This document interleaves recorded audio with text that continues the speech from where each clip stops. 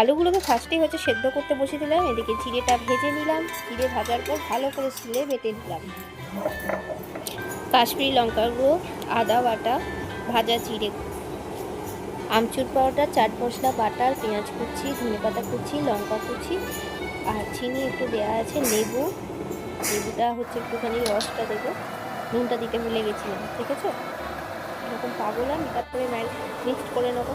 আর পেঁয়াজগুলো এত সরু করে আমি কাটতে পারি না, এগুলো চপারে করেই কাটি।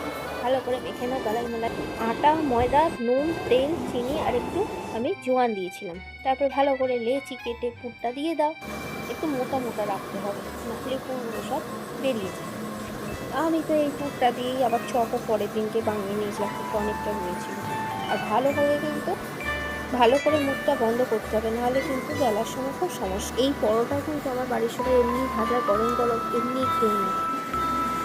তারপরে এইভাবে বেলে নেবে, খুব মোটা করে, খুব পাতলা বেলবে না, খুব মোটাও বেলবে না। দেখো আমার একটা দুটো কিন্তু বেরিয়ে যাচ্ছে। খুব পাতলা করতে গেলে কিন্তু তারপর একটুখানি আগে ফার্স্টে সেঁকে নিই হালকা তেল দিয়ে ভেজে নিই। লাল করে একটু ভেজে নেবে।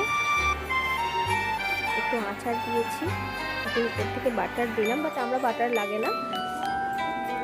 দেখো ভেতরে পুরগুলো সুন্দরভাবে রয়েছে।